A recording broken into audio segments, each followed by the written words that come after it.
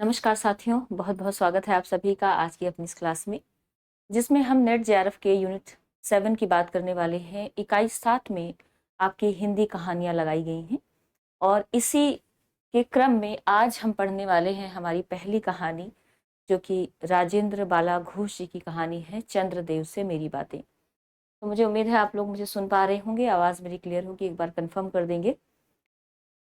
Class शुरू करने से पहले थोड़ा सा बताना चाहूँगी कि आपको जो नेट जेआरएफ के अंदर रचनाएं लगी हैं उनको पढ़ना कैसे है। जब आप कहानी पढ़ेंगे, कविताएं पढ़ेंगे तो किस तरह से आपको पढ़ना है, क्योंकि बहुत ज़रूरी हो जाता है। केवल सारांश पढ़ लेने भर से शायद आपकी तैयारी कंप्लीट नहीं होगी, क्योंकि एग्ज़ाम का जो पैटर्न है या जो एग्ज़ाम में प्रश्न पूछते हैं वो कहीं ना कहीं कहानियों के बीच में से भी पूछ लिया जाता है। कई बार संवाद के रूप में, कई बार कथन के रूप में, या कई बार कोई घटना आपसे पूछ ली जाती है। तो इसलिए सारांश पढ़कर मुझे नहीं लगता कि आपकी तैयारी बहुत बेहतर होगी। तो यहाँ पर जो आप पढ़ने वाले हैं, आपके पढ़ने का तरीका क्या होगा, थोड़ा सा मैं उसके बारे में बताना चाहूँगी। चाहे आप कहानी पढ़ें, चाहे आप कविता पढ़ें, नाटक पढ़ें, उपन्यास पढ़ें, जो भी आप पढ़ेंगे, थोड़ा सा समय लगेगा क्योंकि हमने टारगेट 2024 का रखा है। बाकी दिसंबर तक आपकी जितनी भी तैयारी हो जाएगी आप उसको कर लेंगे। तो पढ़ना आपको ऐसे है कि एक तो आप जो कवि या लेखक परिचय होगा उसको जानेंगे। उसके बाद आप जो नाटक, कहानी या उपन्यास पढ़ रहे हैं उसका सारांश थोड़ा सा देखेंगे, जो मुख्य मुख्य बिंदु होंगे उन पर बात करेंगे, और उसके बाद हम चलेंगे हमारे मूल पाठ पर। तो मूल पाठ भी पढ़ना बहुत ज़रूरी होगा, क्योंकि क्लास में अगर आप उसको छोड़ देंगे तो शायद बहुत सारी चीज़ें आपकी रह जाएंगी। तो अभी चूंकि शुरुआत हम कहानियों के साथ कर रहे हैं, कहानियाँ बहुत लंबी नहीं है, ज़्यादा से ज़्यादा 3 या 4 पेजेस की होती हैं। तो अगर हम कोशिश करेंगे, एक क्लास में हो जाती है, छोटी कहानी है तो ठीक है, वरना हम इसके 2 पार्ट करने वाले हैं। एक पार्ट में आप कवि परिचय या लेखक परिचय देखेंगे। उसके बाद जो चैप्टर आप पढ़ने वाले हैं उसके मुख्य बिंदु क्या रहे हैं, या जिसको आप समीक्षा कहते हैं, उसको आप देखेंगे। और जो उसका दूसरा पार्ट होगा उसके अंदर आप मूल पाठ को देखेंगे। तो इस तरह से जो एक स्ट्रेटजी हम बना सकते हैं, उसके आधार पर अपनी इस जो क्लासेस हैं इनको आगे बढ़ाएंगे। मुझे लगता है आप मेरी बात समझ पा रहे होंगे। तो आज की कहानी चूंकि बहुत लंबी नहीं है, छोटी है, तो जो चैप्टर में मुख्य बिंदु होंगे उनको देखते हुए हम लोग मूल पाठ पर भी चलेंगे, और पूरा चैप्टर एक एक पॉइंट या एक एक बिंदु को देखते हुए आगे बढ़ेंगे, ताकि बीच में से अगर चैप्टर के सवाल बने किसी भी रूप में तो वो सवाल आपसे छूटे नहीं। ठीक है। बहुत दिन से इंतजार था घोष की कहानी का। हाँ, तो बाकी भी लोग जुड़े होंगे, आप बता देंगे सब कुछ ठीक है, क्लियर है। तो शुरुआत कर रहे हैं हम लोग किसकी, हिंदी कहानी की। और आज हमारी कहानी का केंद्र होंगी बंग महिला। बंग महिला, या जिनको आप कहते हैं, वैसे ये बंग महिला के नाम से ही ज्यादा प्रसिद्ध हैं। इनका मूल नाम क्या है, राजेंद्र बाला घोष। तो शुरुआत हम इनके परिचय से करेंगे, राजेंद्र बाला घोष। और इनकी कहानी जो आज हम देखने वाले हैं, चंद्रदेव से मेरी बातें। ठीक, लेकिन उससे पहले थोड़ा सा हम लेखिका का परिचय लेते हैं, लेखिका के बारे में थोड़ी सी जानकारी लेते हैं। इनका समय क्या माना जाता है। देखो, जन्म तो हुआ था इनका 1882 ईस्वी में, यानी आप देख सकते हैं 1882 में इनका जन्म हुआ था, और 1949 में इनका हो गया था निधन। तो 1882 से 1949 के बीच में इनका समय माना जा सकता है। जन्म कहाँ हुआ था, बनारस। ठीक है, बनारस से संबंधित है। अगर आपने एक बात गौर की होगी तो हमारे शुरुआती दौर के जितने भी साहित्यकार हैं वो उत्तर प्रदेश से ज्यादा हमें नजर आते हैं। इनका जो मूल नाम है, ध्यान रखेंगे, कई बार पूछ लिया जाता है कि बंग महिला का वास्तविक नाम क्या है या मूल नाम क्या है, तो वो राजेंद्र बाला घोष, राजेंद्र बाला घोष। ठीक। अच्छा, फिर ये जो बंग महिला है ये इनका छद्म नाम है। छद्म नाम ऐसा होता था, आपने पढ़ा होगा, बहुत सारे हमारे बड़े बड़े साहित्यकार हुए हैं जिन्होंने शुरुआती दौर में अपने नाम से रचनाएं ना करके किसी न किसी अलग नाम से रचनाएं की हैं। तो इनका छद्म नाम माना जाता है बंग महिला। ठीक। तो ये दोनों ही नाम आपने याद रख लेने हैं, बंग महिला और जो राजेंद्र बाला घोष हैं, वो दोनों एक ही व्यक्ति रही हैं। इनके बचपन के भी नाम हैं, ध्यान रखेंगे, जो बचपन में इनको बुलाया जाता था। एक तो इनको ध्यान रखेंगे, चलिए, अजय, और जो अजय जी ने आंसर दिया है कि मतलब अभी मुझे लगता है एक ही व्यक्ति जो है कमेंट कर रहा है, आप लोग भी कर सकते हैं, पार्टिसिपेट कर सकते हैं क्लास में, ठीक है। तो इनका जो नाम था, रानी इनको बुलाते थे, कुछ लोग इनको रानी बुलाते थे और कुछ लोग इनको चारूबाला बुलाते थे, ठीक है, चारूबाला। तो ये इनके बचपन के नाम है, यानी एक ही व्यक्तित्व के 4 नाम हमें यहाँ पर दिखाई दे रहे हैं। बात कर लेते हैं इनके माता पिता की। तो पिताजी राम प्रसन्न घोष थे इनके। पिताजी कौन है? राम प्रसन्न घोष।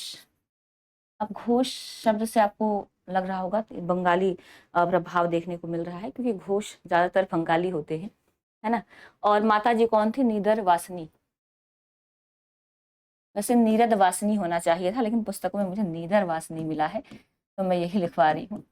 मेरे हिसाब से ये नीरद वासिनी इनकी माता जी का नाम होना चाहिए था। तो नीरद वासिनी घोष जो है, ये इनकी माता जी थी।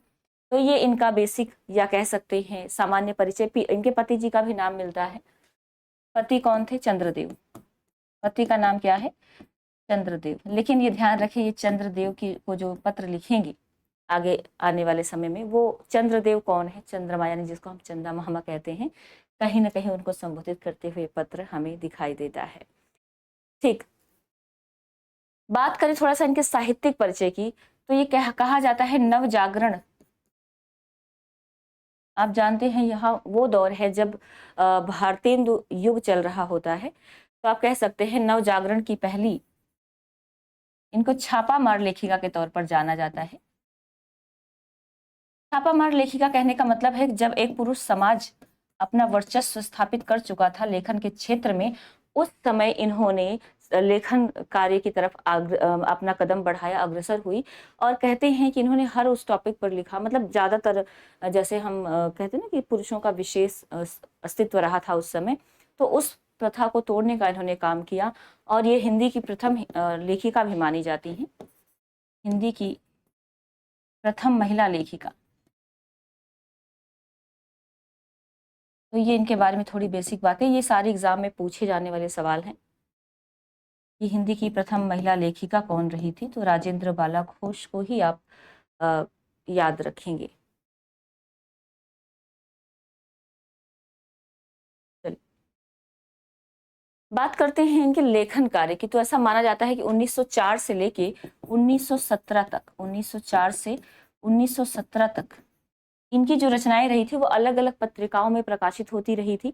और इन्होंने बहुत सारे जो बंगाली साहित्य थे उसका भी अनुवाद किया, जिसका प्रकाशन हुआ। तो 1904 से 17 तक रचनाएं इनकी विभिन्न पत्र पत्रिकाओं में प्रकाशित हुई।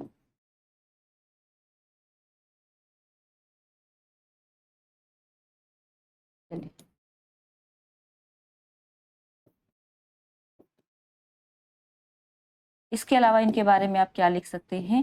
बांग्ला साहित्य का भी इन्होंने अनुवाद किया,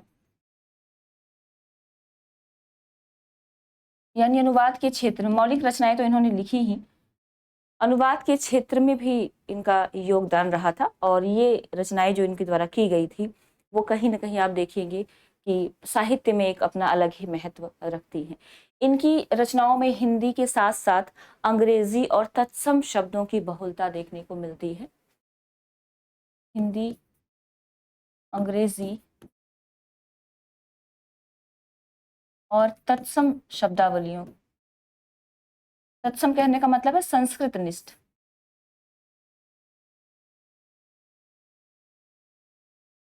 तत्सम शब्दावलियों की बहुलता जो है इनकी रचनाओं में हमें प्राप्त होती है। आगे आप जब कहानी पढ़ेंगे तो आपको ये चीजें अच्छे से क्लियर हो जाएंगी, कहाँ कहाँ इन्होंने किस तरह के शब्द का प्रयोग किया है। यहाँ पर बात करते हैं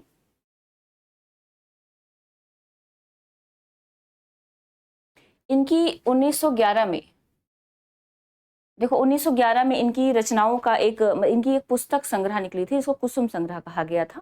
1911 की बात है, नागरी प्रचारणी सभा काशी से, ठीक है। तो 1911 में नागरी प्रचारणी सभा, नागरी प्रचारणी सभा काशी से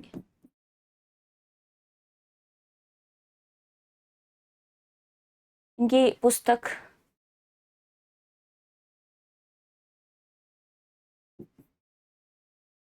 का नाम क्या है? कुसुम संग्रह।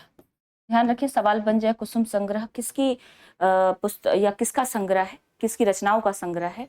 तो राजेंद्र भाला घोष जी के। 1911 में नागरिक चाणी सभा काशी से इनकी पुस्तक कुसुम संग्रह प्रकाशित हुई।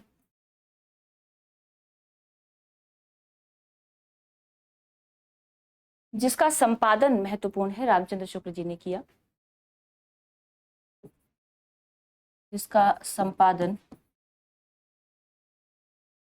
आचार्य शुक्ल ने किया।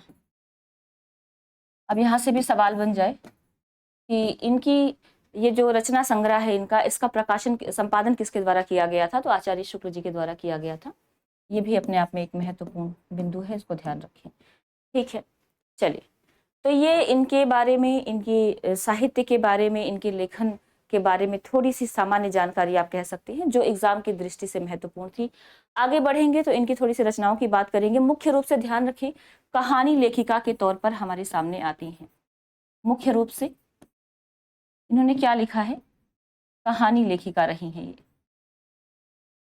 तो इनकी कहानियां कौन कौन सी हैं, थोड़ी सी उसकी हम बात करेंगे।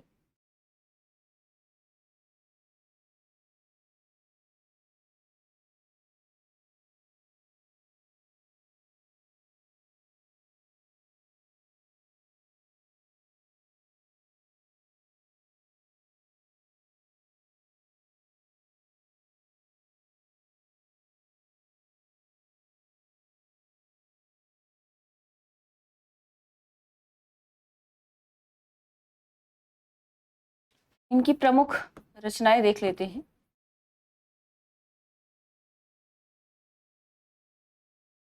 और रचनाओं में आप ध्यान रखिए, कहानियों की हम मुख्य रूप से बात करते हैं। चंद्रदेव से मेरी बातें,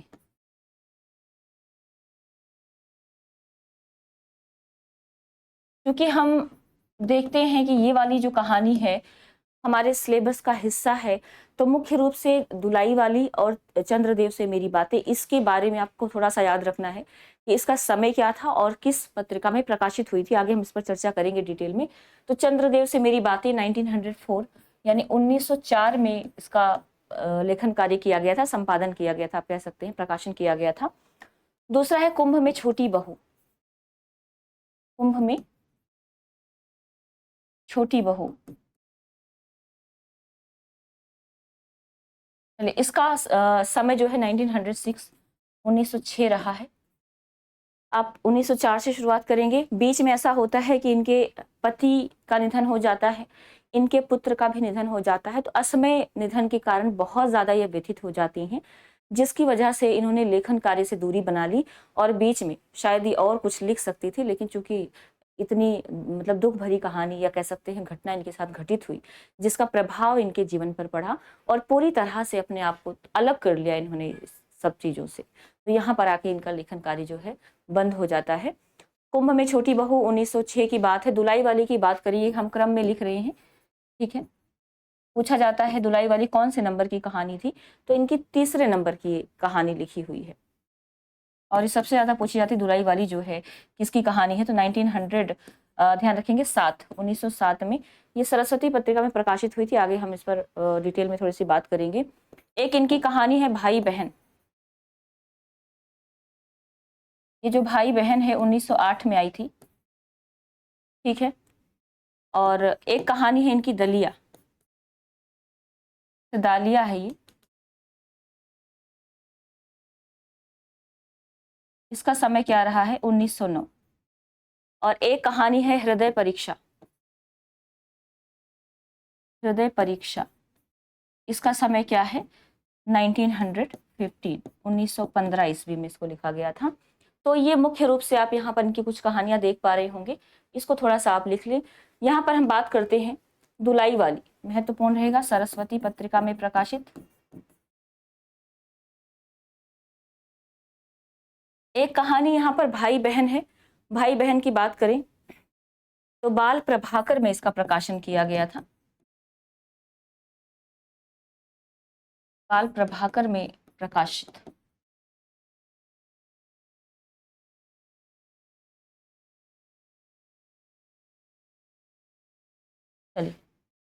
इसके अलावा देखो हृदय परीक्षा है, ये भी सरस्वती में ही प्रकाशित हुई थी। ठीक है, जो महत्वपूर्ण है उनको आप एक बार नोट कर लें। और इसकी हम बात करते हैं, जो आज की कहानी हम पढ़ने वाले हैं, इसका भी प्रकाशन कब हुआ था? सरस्वती में ही हुआ था, 1904 में। लेकिन यहाँ पर बेसिक बातें अभी हम करेंगे कि ये कहानी के रूप में प्रकाशित नहीं हुई थी, बल्कि ये निबंध के रूप में कहानी प्रकाशित हुई थी। बाद में इसको कहानी के तौर पर प्रकाशित किया गया था शुरुआती दौर में। ठीक है,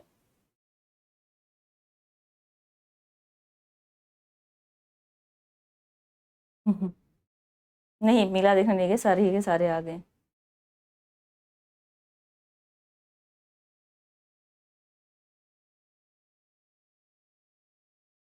चलिए थोड़ी सी अब कहानी की हम बात कर लेते हैं, कहानी पर आते हैं, उसके बाद जो है पीडीएफ से हम कहानी को पढ़ने वाले हैं।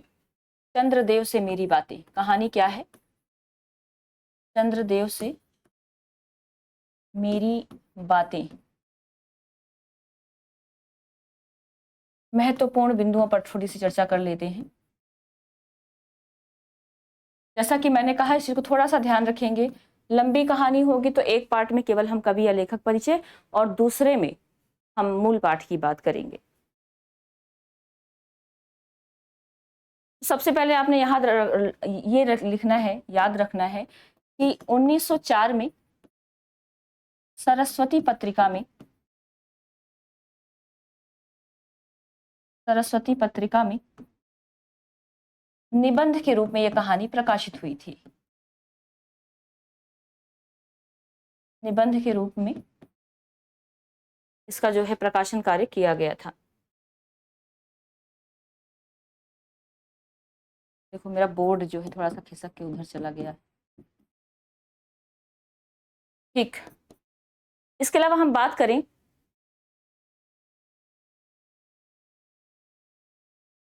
बाद में कहानी के रूप में इसका प्रकाशन किया गया अनेक पत्र पत्रिकाओं में, मतलब सरस्वती में ही नहीं, अलग अलग जो पत्र पत्रिकाएं उस समय निकलती थी, तो उसमें कहानी के रूप में प्रकाशित हुई।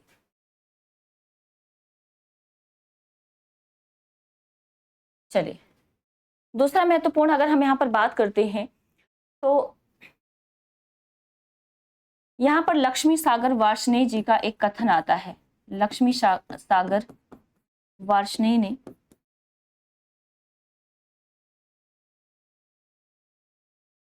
अपने निबंध,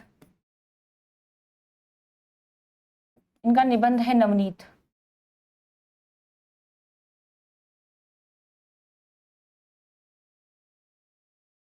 नवनीत में इसे निबंध ही माना है, मतलब ये जो कहानी है इसका उल्लेख किया है इन्होंने, और कहते हैं कि चंद्रदेव से मेरी बातें कहानी नहीं है बल्कि निबंध है। किसने कहा है? लक्ष्मी सागर वार्ष्णेय ने अपने निबंध नवनीत के अंदर इसका उल्लेख किया है। ठीक, आगे बढ़ेंगे, कुछ महत्वपूर्ण बातों की और हम बात करते हैं। प्रभावित किससे माना जाता है? तो शिव शंभू के चिट्ठे आप जानते हैं, बाल मुकुंद जी का एक निबंध हुआ करता था। तो ऐसा कहा जाता है कि जिस शैली में उन्होंने लिखा था बिल्कुल वही शैली अपनाकर इन्होंने लिखा। तो कहीं ना कहीं आलोचक मानते हैं कि उसका प्रभाव यहाँ पर देखने को मिल जाता है। तो शैली क्या इन्होंने अपनाई है, ध्यान रखेंगे। एक तो कहा जाता है कि ये पत्रात्मक शैली में लिखा गया है। पत्रात्मक शैली से तात्पर्य क्या है? जैसे आप किसी को पत्र लिखते हैं तो पत्र के माध्यम से आप अपनी बात रखते हैं, वैसे ही इन्होंने चंद्रदेव से कुछ बातें की हैं। तो एक तो यहाँ से आपको पत्रात्मक शैली मिल जाती है, दूसरा संवादात्मक शैली मिल जाती है, मतलब संवाद के रूप में। ऐसा लग रहा है कि लेखिका स्वयं बात कर रही है किससे? चंद्रदेव से। तो ये दो शैलियां यहाँ पर आपको मिल जाती हैं। प्रभाव किसका है? शिव शंभू के चिट्ठे,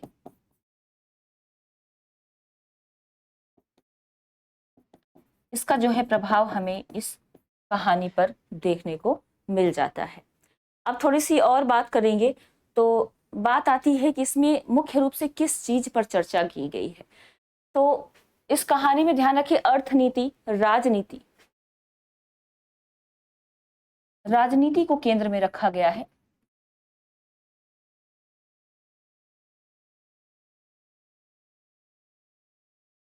कहानी के केंद्र में रखा गया है।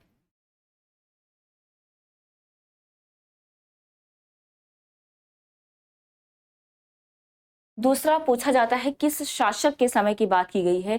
दूसरा महत्वपूर्ण बात यहाँ पे याद रखना है, ये व्यंग्यात्मक शैली में लिखा गया है, व्यंग्यात्मक शैली का प्रयोग किया गया है।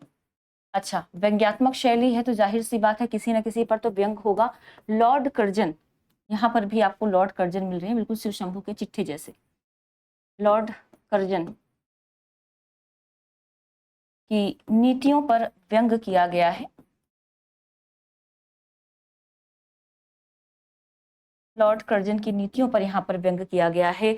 और बहुत सारे आधुनिकीकरण के दौर में आप देखते हैं क्या क्या चीजें घटित हो रही। एक तो बिजली आने से, मतलब लाइट जो कि उस समय आ चुकी थी, तो लाइट से बहुत सारा प्रभाव, बहुत सारे चेंजेस आ रहे थे। बिजली आने से क्या क्या परिवर्तन हो रहे थे उस पर इन्होंने लिखा है।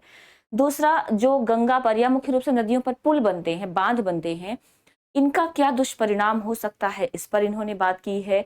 दूसरा, जो जनता है या बच्चे, छोटे छोटे बच्चे जो हैं, उन पर जो हेल्थ की प्रॉब्लम देखने को मिल जाती है, उस पर इन्होंने व्यंग किया है कि कैसे आजकल छोटे छोटे बच्चे चश्मा पहनने लगे हैं।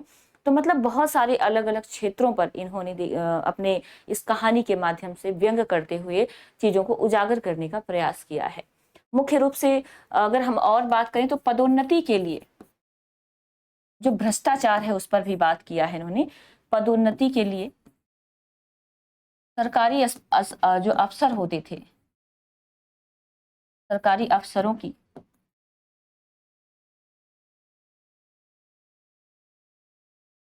चाटुकारिता पर, चाटुकारिता मीन्स कि आप किसी की ना चापलूसी करेंगे,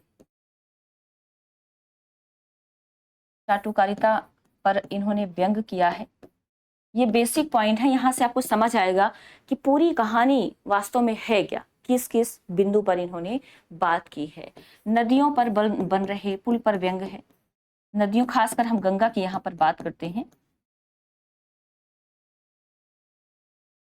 बन रहे पुल एवं बांध, बांधों का इन्होंने चित्रण किया है। चित्रण भी इस तरह से किया है कुछ व्यंग्यात्मक रूप से कि इसके दुष्परिणाम क्या निकल के आ रहे हैं। ठीक है। दूसरा, इन्होंने कहा युद्ध सामग्री का जिस तरह से विकास हो रहा है, युद्ध सामग्री के विकास का चित्रण किया है, यानी हम विनाश की तरफ बढ़ रहे हैं, उसका इन्होंने जिक्र किया है कि कैसे हर कोई युद्ध करने के सामान जुटा रहा है, यानी बर्बादी के सामान जुटा रहा है। इसके अलावा क्या है, इसके अलावा इन्होंने जिक्र किया है बंगाल विभाजन। बंगाल विभाजन अपने आप में वो समस्या थी, जानते हैं लोग एकजुट हुआ करते थे, तो कहीं ना कहीं अंग्रेजों ने जो एक नीति अपनाई कि इनके दिलों को अलग किया जाए, मतलब क्षेत्र के हिसाब से या जो कास्ट या कह सकते धर्म के हिसाब से इनको अलग कर दिया जाए। तो जहां पर हिंदू बहुल क्षेत्र था या मुस्लिम बहुल क्षेत्र था, उस हिसाब से इन्होंने उनको अलग करने का प्रयास किया। तो बंगाल विभाजन, बंग भंग जिसको कहा जाता है, इसकी कहानी आप जानते हैं। इसके अलावा कुपोषण, भारत में कुपोषण किस तरह से फैला हुआ है, लोगों के पास खाना नहीं है खाने के लिए। बेरोजगारी की इन्होंने बात की है, बेरोजगारी पर भी बात की है। इसके अलावा हम बात करें तो जो एक तरह से भेदभाव किया जाता था, इस पर इन्होंने व्यंग किया है। भेदभाव को भी उठाने का काम किया है। भेदभाव किस आधार पर, रंग के आधार पर। ठीक है, रंग के आधार पर इसलिए क्योंकि जो अंग्रेज होते थे वो गौर वर्ण यानी गोरे रंग के होते थे, और भारतीय जो है उनसे उनका कलर बिल्कुल अलग होता था। तो इस आधार पर उनके साथ भेदभाव किया जाता था। सरकारी जो महकमा था उसके अंदर भी ये चीजें देखने को मिल जाती थी। वहां पर भी ट्रांसफर अगर लेना है, पदोन्नति लेनी है, तो जो गोरे लोग होते थे उनको ज्यादा वरीयता दी जाती थी। इसलिए इन्होंने रंग भेद के आधार पर जो चीजें घटित हो रही थी उसका उल्लेख किया है। इसके अलावा विद्युतीकरण से, विद्युतीकरण पर भी इन्होंने जो है बात की है। विद्युतीकरण से क्या क्या चीजें आ रही हैं, समस्या आ रही है। दूसरा, इन्होंने स्वास्थ्य समस्याओं पर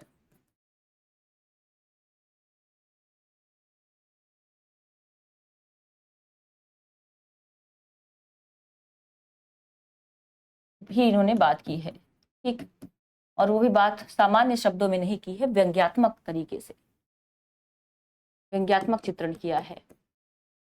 क्या आपको यहाँ तक समझ आ रहा है, एक बार आप बता दें ये चीज़ें जो हैं, विनीता जी शायद लेट जुड़ी हैं, ठीक है। अच्छा, बंगाल विभाजन की बात करें तो बंगाल विभाजन जो था 1903 में, कहते हैं इसकी सुगबुगाहट होने लगी थी कि बंगाल विभाजन करना है। 1904 में अनाउंस कर दिया गया था कि बंगाल विभाजन हो जाएगा। तो आप जानते हैं 1904 में ये कहानी लिखी गई थी, तो तब तक ये सब के सामने आ चुका था कि बंगाल का विभाजन होने वाला है। 1905 तक आते आते ये इम्प्लीमेंट कर दिया गया था, ठीक है। तो यहाँ पर सवाल बनता है कि किसके ऊपर इन्होंने व्यंग किया है, तो ध्यान रखेंगे व्यंग इन्होंने तत्कालीन जो वायसराय थे लॉर्ड कर्जन, उनके ऊपर, कुल मिलाकर उनकी शासनकाल में कैसी स्थिति है, तत्कालीन स्थिति का वर्णन किया है। एक समय एक पॉइंट यहाँ पर आप ऐड कर सकते हैं कि तत्कालीन समाज की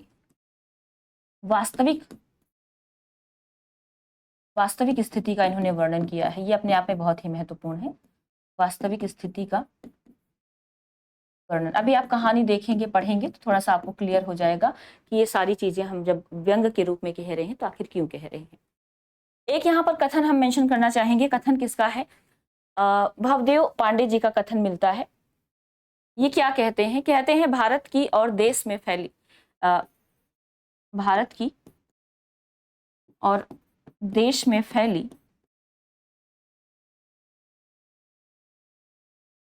फैली बेरोजगारी, यानी उस समय जो बेरोजगारी फैल रही थी। आप अगर एक चीज उठाकर देखेंगे तो ये समस्या ना हर समय रही है, चाहे आप 1900 की बात कर रहे हैं, चाहे आप 2023 की बात कर रहे हैं।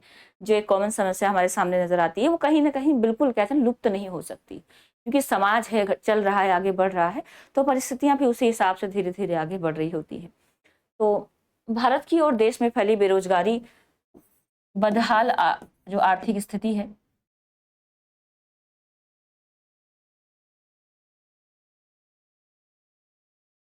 बदहाल आर्थिक स्थिति के साथ साथ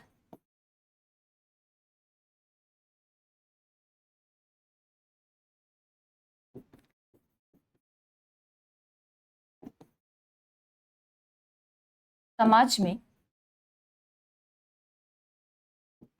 नारियों की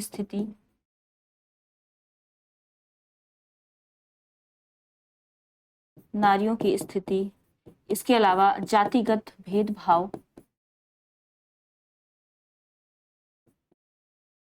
जाति के आधार पर आप किसका पक्ष लेंगे, पक्षधरता, और हर क्षेत्र में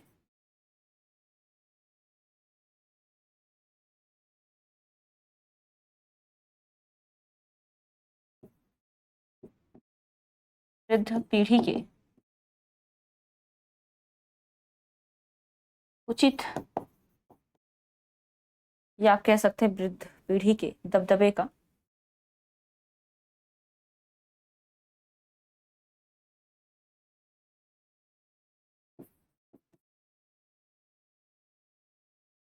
का रेखांकन किया है।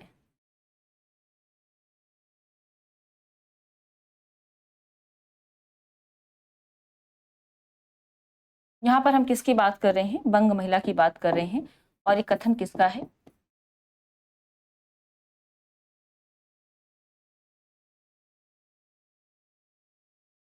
चलिए, मुझे लगता है यहाँ तक आपको क्लियर हुआ होगा जो चीजें हम यहाँ पर पढ़ने की कोशिश कर रहे हैं कि इस कहानी में वास्तव में है क्या। आगे बढ़ेंगे, एक और कथन देख लें, कथन महत्वपूर्ण होने वाला है।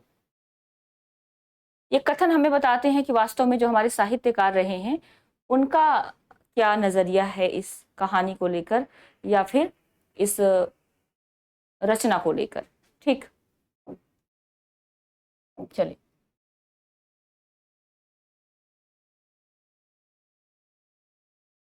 कहा गया है कि व्यंग जो है, व्यंग कहानी का बहुत ही कारगर औजार है। अभी सवाल बन जाए कि ये किसके द्वारा कहा गया कथन है, तो अपने आप में कथन भी महत्वपूर्ण है।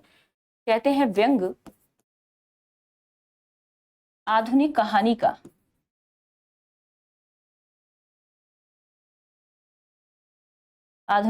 का बहुत ही कारगर, कारगर मतलब प्रभावशाली, कारगर औजार माना जाता है।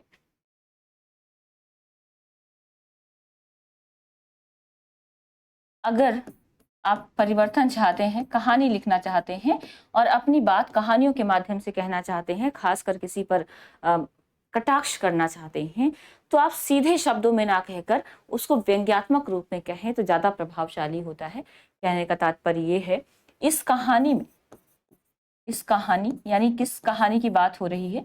चंद्रदेव से मेरी बातें, चंद्रदेव से मेरी बातें, हम इस कहानी की बात कर रहे हैं। तो इस कहानी में समकालीन वायसराय, इस कहानी में समकालीन, समकालीन का मतलब उस समय के जो तत्कालीन वायसराय थे, समकालीन वायसराय कौन है? Lord Curzon.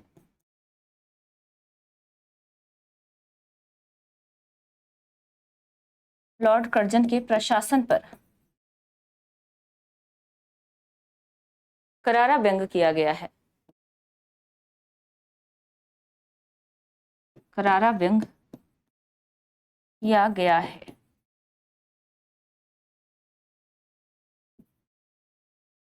ये कथन किसका है? एक बार आप इनका नाम लिख लें। डॉक्टर गोपाल राय,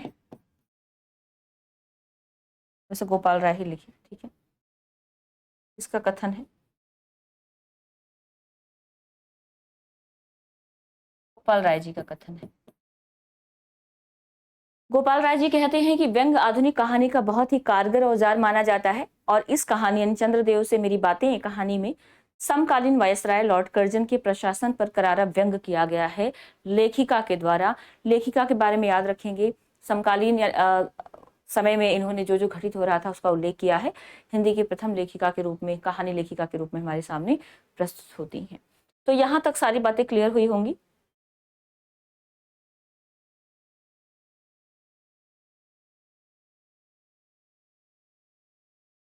आते हैं अपने मूल पाठ पर। अब जो जो चीजें आपने, जो जो बिंदु कहानी से जुड़े हुए देखे हैं, इस मूल पाठ में बहुत ध्यान से उनको समझते हुए चलेंगे कि कहाँ पर किस प्रकार का व्यंग लेखिका के द्वारा किया गया। आगे बढ़ना है, एक बार आप कंफर्म कर दें कि यहाँ तक सब कुछ ठीक है। आप नोट बनाना चाहें तो बिल्कुल बना सकते हैं।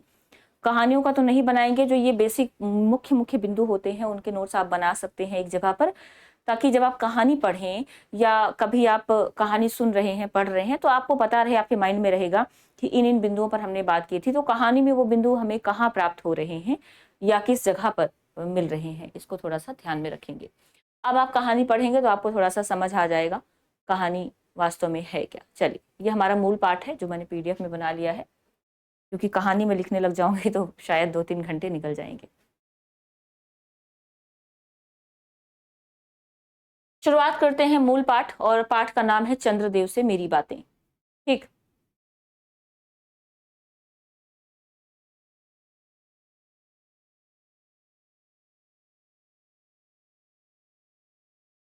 लेखिका कौन है? बंग महिला।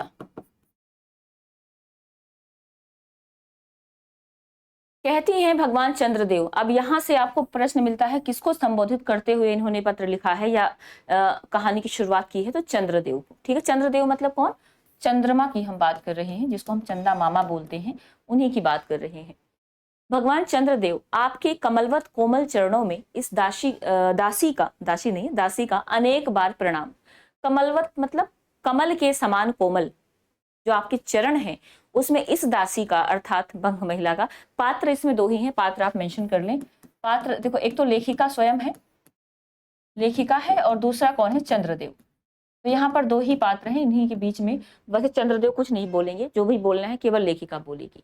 एक तरफ से संवाद, एक तरफा संवाद आप कह सकते हैं। आज मैं आपसे 2-4 बातें करने की इच्छा रखती हूँ। देखो, सुनी अनसुनी सी मत कर जाना, अपने बड़प्पन की ओर ध्यान देना। अच्छा, कहती हूँ सुनो। सुनी अनसुनी कहने का मतलब कि कहीं ऐसा ना हो कि मेरी बातें सुनकर भी आप अनसुना कर दें, क्योंकि जो मैं कहने जा रही हूँ ये बहुत महत्वपूर्ण चीजें हैं, तो आप मेरी बात बहुत ही ध्यान से सुनेंगे। अब यहाँ से लेखिका अपनी बात शुरू करती है जो उसको कहना है। ठीक है, चलिए। कहती हैं कि मैं सुनती हूँ आप इस आकाश मंडल में चिरकाल से वास कर रहे हैं। चिरकाल मतलब अनंत समय से, बहुत, चिर का मतलब होता है जिसका कह सकते हैं बहुत लंबे समय से, अनंत समय से वास कर रहे हैं। क्या यह बात सत्य है? यदि सत्य है तो मैं अनुमान करती हूँ कि इस सृष्टि के साथ ही साथ अवश्य आपकी भी सृष्टि हुई होगी। सृष्टि होने का मतलब क्या है? जन्म। कहती है जब सृष्टि का जन्म हुआ होगा तभी आपका भी जन्म हुआ होगा, अगर आप चिरकाल से हैं तो। तब तो आप ढेर दिन के पुराने बूढ़े कहे जा सकते हैं। यानी अगर धरती के जितना आपका भी आपकी भी एज है, जितनी धरती की उम्र है, तो जाहिर सी बात है आप पुराने हो चुके हैं और बूढ़े हो चुके हैं। ये क्यों? क्या आपके डिपार्टमेंट जैसे हमने कहा अंग्रेजी शब्दावलियों का प्रयोग किया गया है, तो बिल्कुल किया गया है। कहती हैं कि आपके डिपार्टमेंट अर्थात महकमे में ट्रांसफर का कोई नियम नहीं है।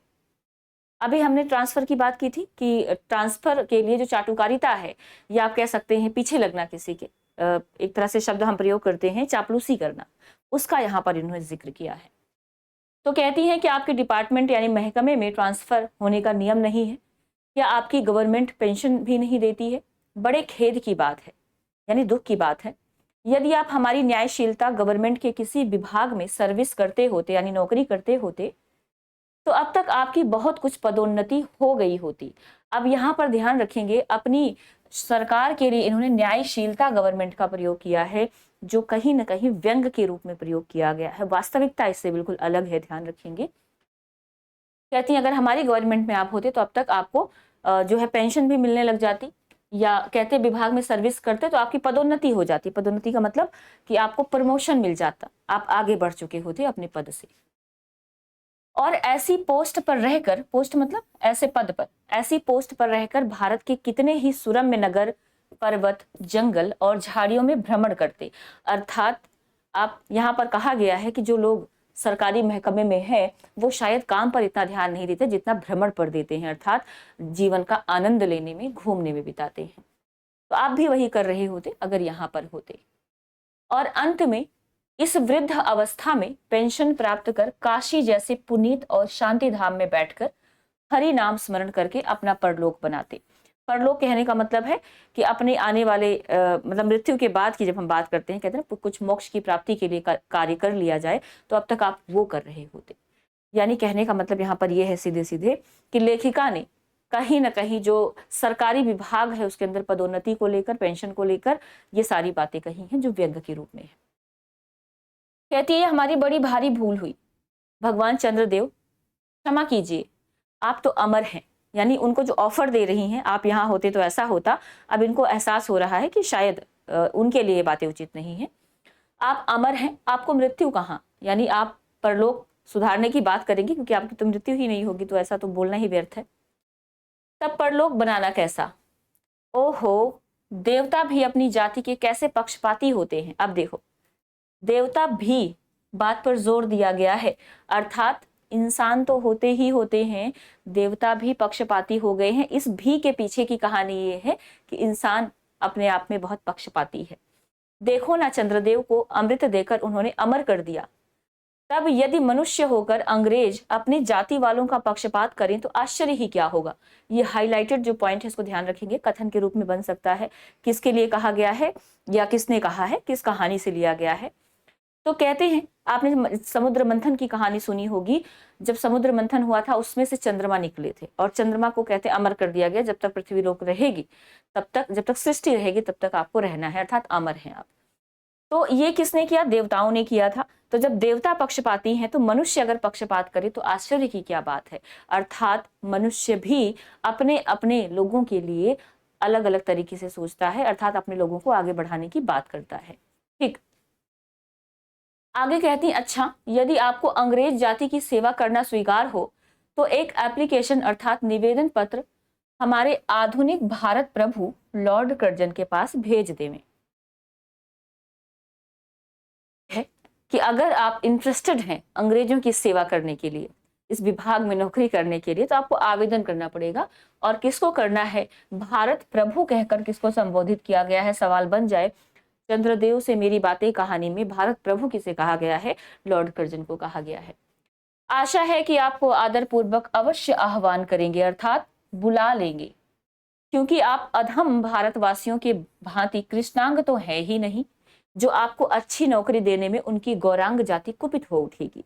यहाँ पर वही हमने रंग भेद की बात की थी, उसका उल्लेख मिलता है, ध्यान रखेंगे इन पंक्तियों के माध्यम से। कहते हैं क्योंकि आपका वर्ण गौर है, अर्थात गौर वर्ण के हैं, आप गोरे हैं, तो अंग्रेज भी गोरे हैं, इसलिए आप किसके पक्ष किसकी जाति में आते हैं? अंग्रेजों की जाति में आते हैं। तो इसीलिए आपको इसका प्रभाव, या आप कह सकते हैं इसका जो है फल अच्छा मिल सकता है अगर आप अंग्रेजों की सेवा में आएंगे, क्योंकि आप गौर वर्ण के हैं, गौरांग हैं, यानी गौर अंग, गोरे वर्ण वाले शरीर वाले हैं आप, ठीक है। और फिर आप तो एक सुयोग्य, कार्यदक्ष, परिश्रमी, बहुदर्शी, कार्यकुशल और सरल स्वभाव महात्मा हैं। ये सारी विशेषताएं किसके लिए कही जाती? चंद्रदेव के लिए। मैं विश्वास करती हूँ कि आप जब लॉर्ड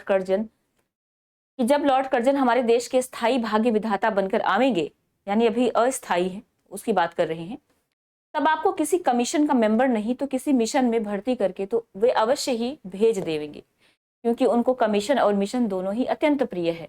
यहाँ पर ध्यान रखेंगे, कमीशन अर्थात आप देख तो कोई भी काम करने के लिए आपको कमीशन देना पड़ता है, तो भ्रष्टाचार किस लेवल पर व्याप्त है उसका इन्होंने उल्लेख किया है। या तो आपको कोई मिशन दे दिया जाएगा या तो कमीशन दे दिया जाएगा, कई सारी चीजें यहाँ पर आपको दिखाई दे जा रही हैं। आपके चंद्रलोक में जो रीति और नीति सृष्टि के आदि काल में प्रचलित थे वे ही अब भी हैं, पर यहाँ तो इतना परिवर्तन हो गया है कि भूत और वर्तमान में आकाश पाताल का सा अंतर हो गया है। कहती हैं हो सकता है आपके यहाँ जो सृष्टि सृजन के समय था वही हो, लेकिन यहाँ पर परिवर्तन की बात की गई है कि हमारे धरती लोक पर अर्थात भारत के अंदर बहुत सारी चीजें बदल चुकी हैं। मैं अनुमान करती हूँ कि आपके नेत्रों की ज्योति अभी भी कुछ अवश्य ही मंद पड़ गई होगी। यहाँ पर देखो स्वास्थ्य संबंधी जो हमने कहा कि इन्होंने स्वास्थ्य संबंधी जो विकार थे या स्वास्थ्य समस्याएं थी उसका उल्लेख किया है, तो आपको यहाँ पर मिल जाता है वो, ठीक है। तो कहती हैं आपके नेत्रों की ज्योति भी कुछ अवश्य ही मंद पड़ गई होगी, क्योंकि आधुनिक भारत के संतान लड़कपन से ही चश्मा धारण करने लगी है, अर्थात जो छोटे छोटे बच्चे हैं वो भी चश्मा पहनने लगे हैं, उनकी नेत्र ज्योति जो है वो कम होने लगी है, स्वास्थ्य प्रॉब्लम होने लगी है। इस कारण आप हमारे दीनहीन क्षीण प्रभ भारत को उतनी दूर से भली भांति ना देख सकते होंगे। यानी जब हमारे छोटे छोटे बच्चे देखने में असमर्थ हैं तो आप तो उतनी दूर से देख रहे हैं, आप वृद्ध हो चुके हैं, तो शायद आपके नेत्रों की जो है आपके नेत्रों से उतना नहीं दिखता होगा। ये बेसिकली इन्होंने चंद्रमा को संबोधित किया है, लेकिन ये व्यंग किस पर किया जा रहा है? हमारे समाज में जो चीजें फैल रही हैं उस पर। कहती अतएव आपसे सादर कहती हूँ कि एक बार कृपा कर भारत को देख तो जाइए। मतलब बड़े आदर के साथ, विनम्रता के साथ उनको आह्वान कर रही हैं या निमंत्रण दे रही हैं कि आप आइए और भारत का भ्रमण करके जाइए। इस बात को जानती हूँ, यद्यपि इस बात को जानती हूँ कि आपको इतना अवकाश कहाँ, पर 8वें दिन नहीं तो महीने में एक दिन अर्थात अमावस्या को तो आपको हॉलीडे अर्थात छुट्टी अवश्य रहती होगी, क्योंकि चंद्रमा जो है, चंदा मामा जो है अमावस्या को दिखाई नहीं देते, तो हो सकता है इस दिन का अवकाश रहता हो। तो कहती उस दिन तो आप फ्री रहते हैं, छुट्टी रहती है आपकी, आइए कभी यहाँ भारत का भ्रमण करके जाइए। अवश्य ही रहती है, यदि आप उस दिन चाहें तो भारत भ्रमण कर जा सकते हैं, यानी भारत की जो दुर्दशा है, जो इसकी हालत है, वो देखकर आप वापस हो सकते हैं, ठीक है। कहते हैं कि इस भ्रमण में आपको कितने ही नूतन दृश्य देखने को मिलेंगे, नूतन मतलब नवीन या नए दृश्य आपको देखने को मिलेंगे, जिसे सहसा देखकर आपकी बुद्धि जरूर चकरा जाएगी। अब यहाँ पर क्या क्या परिवर्तन हुआ है जो चंद्रमा देखेंगे, चंद्रमा को दिखाने के माध्यम से इन्होंने उन सारी चीजों को उजागर करने का प्रयास किया है। कहती हैं यदि आपसे सारे हिंदुस्तान का भ्रमण शीघ्रता के कारण ना हो सके तो केवल राजधानी, चूंकि उस समय राजधानी क्या होती थी, कलकत्ता होती थी। आप जानते हैं जब बंगाल विभाजन निरस्त किया गया था, दिल्ली दरबार लगा था 1911 के, आई थिंक 1911 की बात है, उस समय तक कलकत्ता भारत की राजधानी होती थी, उसके बाद दिल्ली राजधानी ट्रांसफर की गई थी।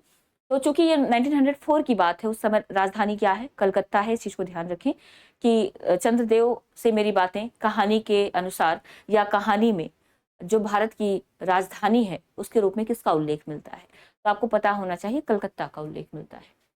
तो कहते हैं केवल राजधानी कलकत्ता को देख लेना तो अवश्य ही उचित है, क्योंकि अगर आप कलकत्ता का भ्रमण कर लेते हैं तो भी आप भारत की वास्तविक स्थिति से परिचय पा जाएंगे। अब यहाँ आकर आपको पता चलेगा कि क्या क्या स्थितियां हैं कलकत्ता के अंदर।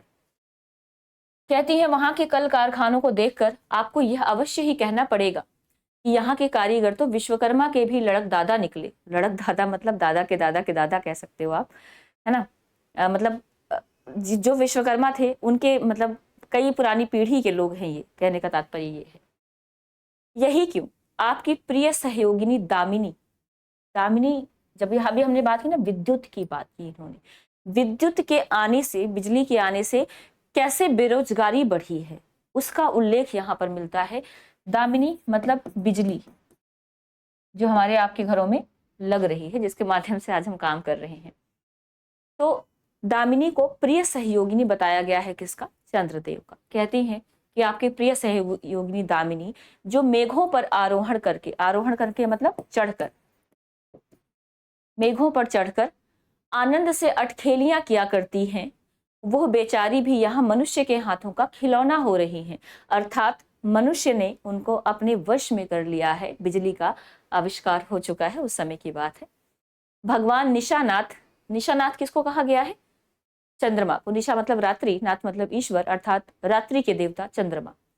तो भगवान निशानाथ जिस समय आप अपनी निर्मल चंद्रिका को बटोर मेघमाला अथवा पर्वतों की ओट से सिंधु की गोद में जा सकते हैं, उस समय यह नीरद वासिनी, नीरद मतलब होता है नीर, द मतलब देने वाली, नीर से उत्पन्न है ना, नीर देने वाली यानी बादल, नीर देने वाला कौन है? बादल।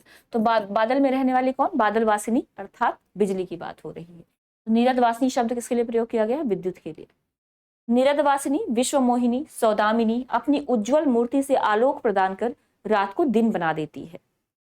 अर्थात बिजली के आ जाने से अब रात दिन में फर्क महसूस नहीं होता। लोग रात में, चूंकि बिजली है, दिन जैसा माहौल है, तो आप कह सकते हैं लोगों से काम भी ज्यादा करवाया जाएगा, है ना। क्योंकि यहाँ पर एक तरह से आप सोच रहे होंगे बिजली आ जाने से, एक तो बिजली जो लोग काम करते थे, अब कहीं ना कहीं यंत्रों के माध्यम से काम होगा तो बेरोजगारी बढ़ेगी। दूसरा, लोगों से ज्यादा काम करवाया जाएगा क्योंकि रात में अब दिखाई देने लग गया है, तो जाहिर सी बात है इसका बुरा प्रभाव भी देखने को मिलेगा। आपके देवलोक में जितने देवता हैं उनके वाहन भी उतने हैं, किसी का गज, किसी का हंस, किसी का बैल, किसी का चूहा इत्यादि।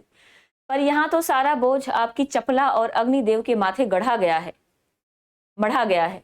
मतलब सारे काम बिजली से होने लगे हैं, वाहन भी किससे चलने लगे हैं? बिजली से चलने लगे हैं। क्या ब्राह्मण, क्या क्षत्रिय, क्या वैश्य, क्या शूद्र, क्या चांडाल, सभी के रथों का वाहन वही हो रहे हैं। कौन? बिजली। तो ये पॉइंट ध्यान रखेंगे बिजली की। आप देखो यहाँ पर जब हम बात करते हैं ना, पहले लोग वाहन चलाते थे, आप जानते हैं सारथी जो होते थे ना, जैसे रथ चल रहा है, बैलगाड़ी चल रही है, तो उस पर चलाने वाला भी कोई ना कोई होता था, उसको रोजगार मिलता था इससे। लेकिन अब सब कुछ बिजली के माध्यम से हो रहा है, तो कहीं ना कहीं वो रोजगार उनका छिन रहा है। कहते हैं हमारे श्वेतांग महाप्रभु गण को जहां कुछ कठिनाई का सामना आ पड़ा, झट उन्होंने इलेक्ट्रिसिटी अर्थात बिजली को लापटका। महाप्रभु गण कौन है? महाप्रभु गण यानी अंग्रेजों, श्वेतांग, श्वेत अंग वाले अंग्रेजों के लिए शब्द प्रयोग किया गया है। कहीं पर भी मुश्किल हुई, परेशानी हुई, बिजली को लाकर रख दिया, यानी बिजली ले आई। बस कठिन से कठिन कार्य सहज में संपादन कर लेते हैं, मतलब आराम से हो जाता है।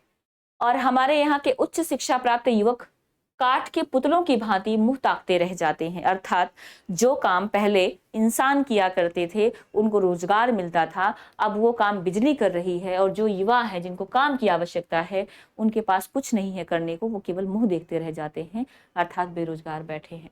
जिस व्योम वासिनी, व्योम मतलब क्या होता है? आकाश, आकाश में वास करने वाली, अर्थात बिजली, बिजली की बात हो रही है।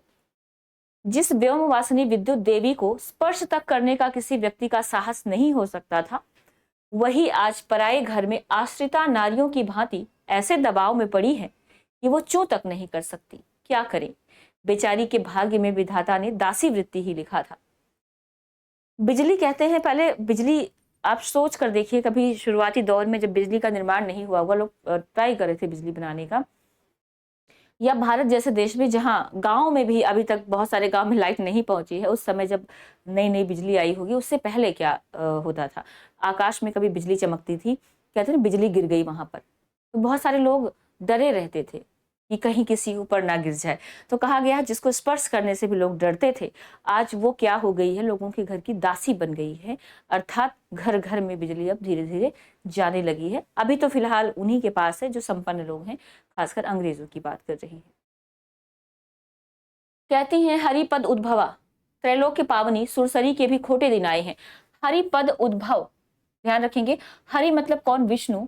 कहते हैं विष्णु के पद यानी पैरों से जिनका उद्भव हुआ, जन्म हुआ, कौन? सुरसरी अर्थात गंगा की बात कर रहे हैं।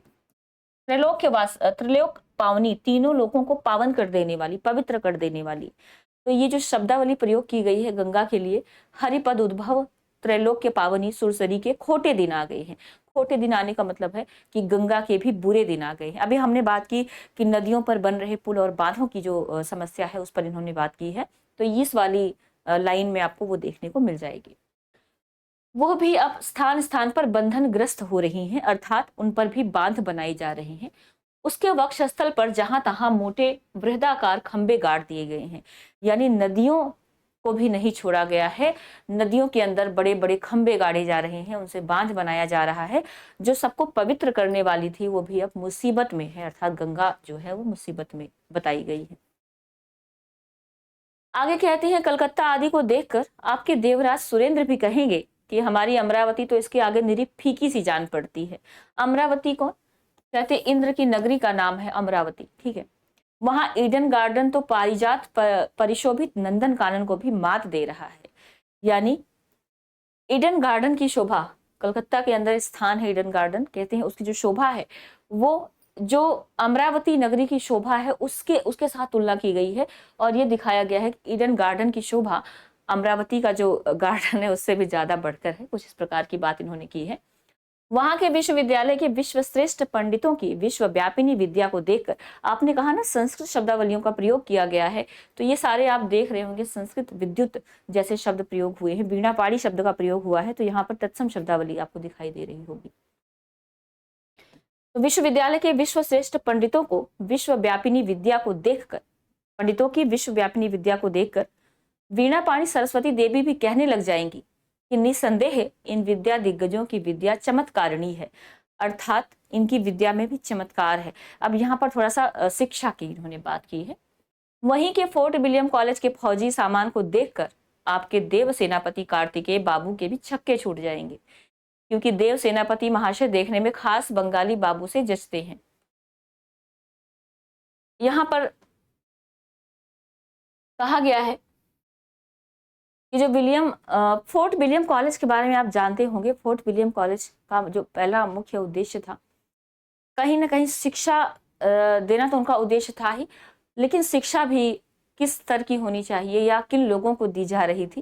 तो आप जानते हैं उस कॉलेज में ज़्यादातर सैनिक जो लोग थे उनको अंग्रेजी मतलब सिखाने का या अपने जैसा बनाने का एक उद्देश्य लेकर चला गया होगा, तो उसका इन्होंने उल्लेख किया है यहाँ पर। और कहा है कि जो इनके सेनापति अर्थात देवताओं के सेनापति कार्तिकेय हैं, कार्तिकेय आप जानते हैं शिव और पार्वती के पुत्र माने जाते हैं, उनकी तुलना की है किसके साथ? बंगालियों के साथ। कहते हैं उनकी वेशभूषा जो है वो बंगाली टाइप की है और उनका वाहन भी एक सुंदर मयूर है अर्थात मोर है। बस इससे उनके वीरत्व का भी परिचय खूब मिलता है। वहां के मिंट अर्थात टकसाल को देखकर सिंधु तनया आपकी प्रिय सहोदरा कमला देवी तथा कुबेर भी अचका जाएंगे। टकसाल होता है जहां पर सिक्के ढलते हैं, सिक्के ढालने का काम हो रहा है। और जब हम धन के देवी देवता की बात करते हैं तो आप जानते हैं कुबेर जो है वो धन के देवता माने जाते हैं। और कमला देवी का जिक्र आया है, धन के देवी देवता की बात की गई है कि वहां का टकसाल जिसके अंदर इतना ज्यादा धन निकलता है अर्थात पैसे निकल रहे हैं, उसको देखकर जो कुबेर महाराज हैं जो धन देने वाले हैं वो भी आचकचा जाएंगे, अर्थात उनको भी आश्चर्य हो जाएगा कि मेरा खजाना सारा कहाँ आ गया है? पृथ्वी लोक पर आ गया है। कहते भगवान चंद्रदेव इन्हीं सब विश्व उत्पादक अपूर्व दृश्यों का अवलोकन करने के हेतु आपको सादर निमंत्रित तथा सविनय आहूत करती हूँ।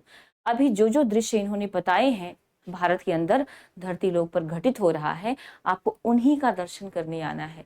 तो ये सारी स्थितियां एक तरह से उनको इनवाइट करने के साथ साथ या इनवाइट करने के पीछे मुख्य उद्देश्य क्या था कि जो भी यहाँ की घटनाएं हैं उसको उजागर करना है। संभव है कि यहाँ आने से आपको अनेक लाभ भी हों।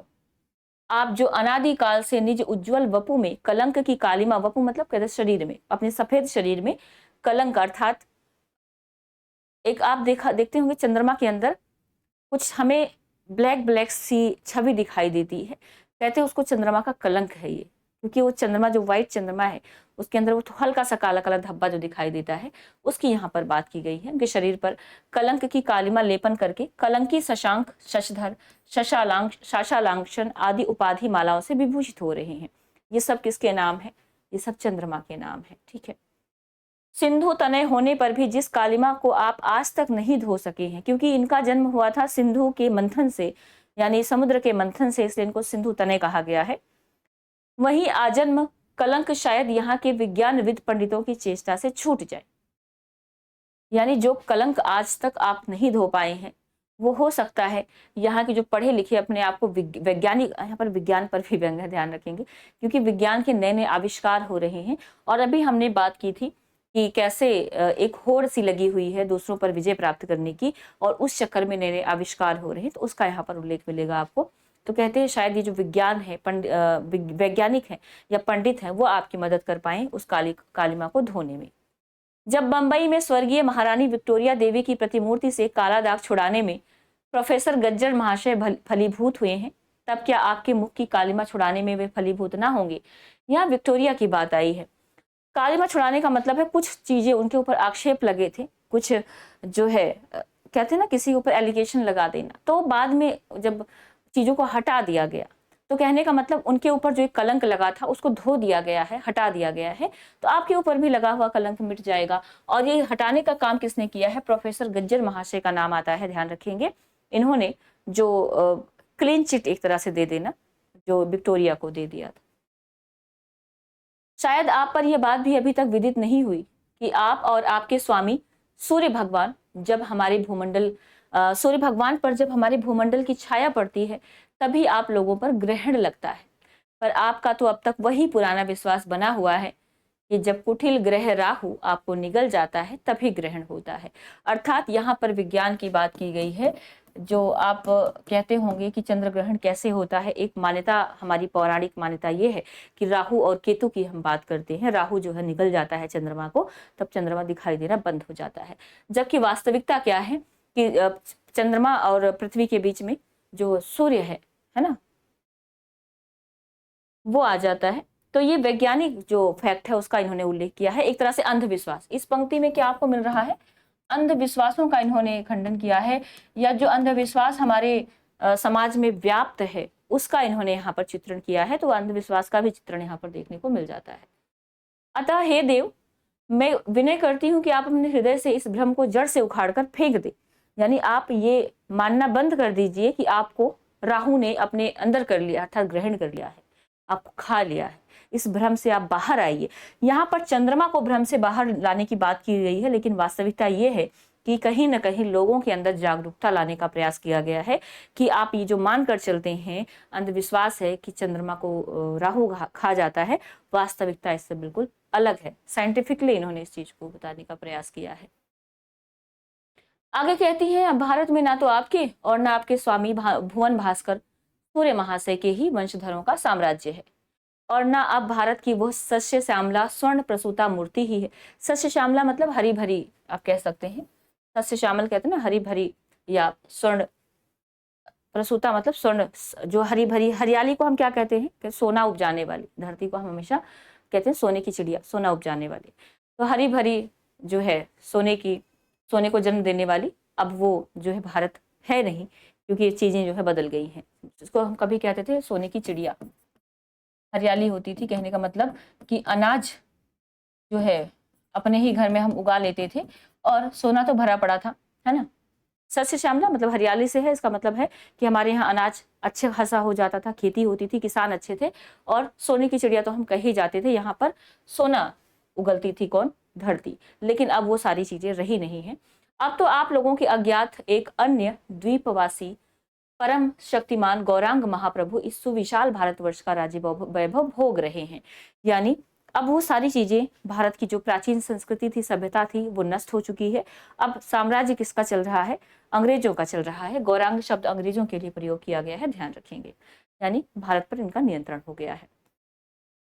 अब तो मैंने जिन बातों का वर्णन आपसे स्थूल रूप में किया है, स्थूल का मतलब बड़े बड़े, देखो स्थूल का अर्थ अपोजिट बात है, सूक्ष्म होता है। स्थूल का मतलब थोड़ा बढ़ा चढ़ाकर बड़ी बातें या बातों को खोल कर इन्होंने रख दिया है। वो इन्हीं विद्या विशारद गौरांग प्रभुओं की कृपा कटाक्ष का परिणाम है। अर्थात जो जो घटनाएं इन्होंने उल्लेख किया है भारत के अंदर घटित हो रही हैं, उसका जिम्मेदार कौन है? अंग्रेज हैं, जिसका इन्होंने स्पष्ट शब्दों में यहाँ पर उल्लेख किया है।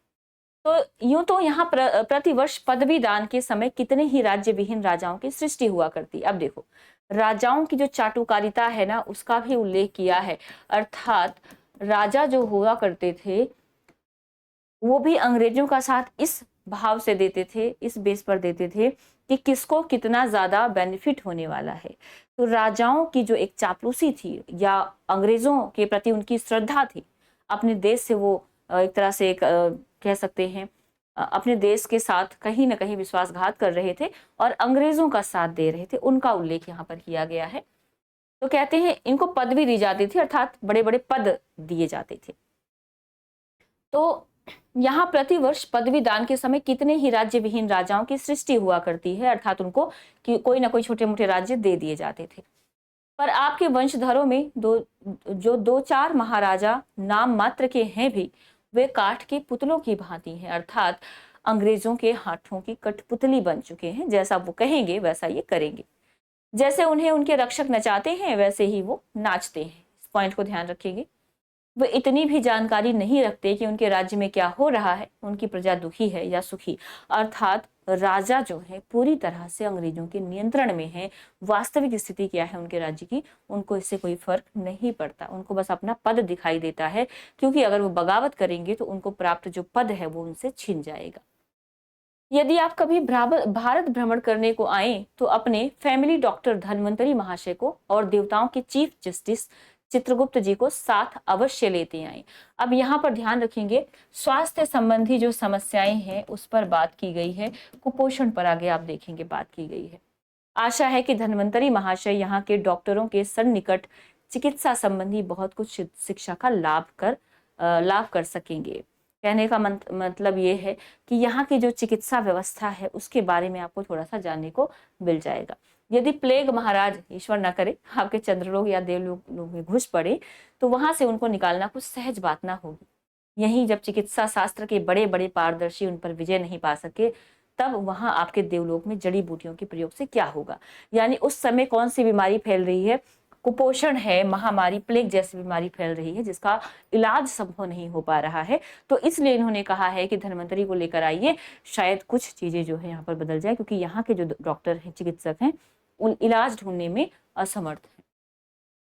यहाँ के इंडियन पिनल कोड की धाराओं को देखकर चित्रगुप्त जी महाराज अपने यहाँ की दंड विधि को बहुत कुछ सुधार सकते हैं। यानी दंड विधान में भी कुछ अच्छा नहीं है। सुधारने की बात ऐसा मतलब नहीं है कि कुछ अच्छा है, यहाँ पर व्यंग के रूप में ये बातें कही गई है कि ऐसा मतलब जो सामान्य न्याय व्यवस्था होती है उससे इतर यहाँ पर कुछ अलग ही व्यवस्था चल रही है, तो वो आकर सीखना चाहिए जो चित्रगुप्त है उनको। जब कहते हैं और यदि बोझ ना हो तो यहाँ से भी 2-4 टाइपराइटर भी खरीद कर ले जाएं। जब प्लेग महाराज के अपार अनुग्रह से उनके ऑफिस में कार्य की अधिकता होवे, तब उससे उनकी बिल्डिंग के राइटर्स के काम में बहुत ही सुविधा और सहायता पहुंचेगी। वे लोग दिन का काम 2 घंटे में कर डालेंगे, मतलब 2 दिन का काम 2 घंटे में कर डालेंगे। अर्थात प्लेग से लोग मरेंगे, मरने के बाद कहाँ जाएंगे, चित्रगुप्त जी के यहाँ जाएंगे, तो उनका लेखा जोखा बनाने में टाइपराइटर की मदद से यहाँ पर आसानी हो जाएगी इनको। तो इन सारी चीजों का इन्होंने क्या किया है, उल्लेख किया है, आप इसको ध्यान रखें। अच्छा, अब मैं आपसे विदा होती हूँ, यहाँ पर आकर कहानी की समाप्ति होती है। कहती है मैं आपसे विदा होती हूँ, मैंने तो आपसे इतनी बातें कही, पर खेद है आपने उनकी अनुकूल या प्रतिकूल एक बात का भी उत्तर ना दिया। अर्थात एक तरफा संवाद चल रहा है जिसका यहाँ पर इन्होंने उल्लेख किया है। परंतु आपके इस मौन अवलंबन को मैं स्वीकार का सूचक समझती हूँ। कहते हैं कई बार आप किसी से बात करें और सामने वाला मौन रह जाए तो उस मौन को हाँ मान लिया जाता है, अर्थात स्वीकृति मान ली जाती है आपको। तो ऐसे ही इन्होंने कहा कि जो आपका मौन है उसको मैं क्या मान लेती हूँ, आपकी स्वीकृति समझ लेती हूँ कि आपने इन चीजों की सहमति ले ली है, अर्थात मुझे आपकी सहमति मिल चुकी है। अच्छा, तो मेरी प्रार्थना को कबूल करके एक दफा यहाँ आइएगा जरूर, ठीक है। ये इन्होंने पत्र लिखा है किसको, चंद्रदेव को। और आपने देखा कि इस चंद्रदेव के लिखे गए पत्र में भारत के अंदर तत्कालीन समय में जो जो घटनाएं घटित हो रही थी उन सब का उल्लेख कर दिया गया है, चाहे वो कुपोषण हो, चाहे वो भ्रष्टाचार हो, चाहे वो पदोन्नति को लेकर चाटुकारिता की जा रही हो, राजाओं के द्वारा जो चाटुकारिता की जा रही हो, हर चीज का यहाँ पर उल्लेख आपको दिखाई दे जाता है। बंग महिला ने लिखा है, राजेंद्र बाला घोष इनका नाम है, सरस्वती में 1904 में इसका प्रकाशन किया गया था। ये बेसिक बातें जो आपको इस कहानी के संदर्भ में याद रखनी है। तो मुझे लगता है कि जितने लोग जुड़े थे वो सभी इस कहानी को अब समझ गए होंगे, ठीक है। और ये पीडीएफ जब आपको मिलेगी तो एक बार फिर से इस कहानी को पढ़ लीजिएगा। कोशिश करें कि जब भी आपको बीच में टाइम लगे, जब आपको लगे कहानी आप भूल रहे हैं या कुछ चीज़ें मिस हो रही हैं, तो आप एक बार ज़रूर समय निकाल कर पढ़ लें। वैसे ये कहानी मैं आपको जो हमारा दूसरा कहानियों वाला चैनल है उस पर दे दूंगी 1-2 दिन में, तो आप चाहें बीच में भूलने लग जाएं तो हेडफोन लगाकर दोबारा इस कहानी को सुन सकते हैं। बाकी जो पॉइंट्स लिखे हैं उन पॉइंट्स को आप याद रख लेंगे। तो ये तो हमारी आज की कहानी थी। चूंकि कहानी बहुत बड़ी नहीं थी इसलिए हमने एक ही क्लास में ख़त्म कर ली। भविष्य में जो लंबी कहानियां होंगी उनको हम 2 पार्ट्स में पढ़ेंगे। एक में आपको लेखक या कवि लेखक या लेखिका परिचय होंगे उनके बारे में बात कराएंगे। दूसरा महत्वपूर्ण बिंदु पर बात करेंगे और उसके बाद जो दूसरा पार्ट होगा उसके अंदर मूल कहानी को देखेंगे। लेकिन कहानियां हमें सारी पढ़नी है, पॉइंट टू पॉइंट पढ़नी है, ताकि आपको कहानी भी समझ आ जाए वास्तव में कहानी में है क्या। ठीक, तो फिलहाल इस कहानी को, इस क्लास को यहीं पर समाप्त करेंगे और अगली जो कहानी होगी वो टाइम टेबल आप देख लीजिएगा, शेड्यूल हो रखी है। बाकी कल तो टेस्ट होगा। बहुत बहुत धन्यवाद आप सभी का। मिलेंगे फिर अगली क्लास में।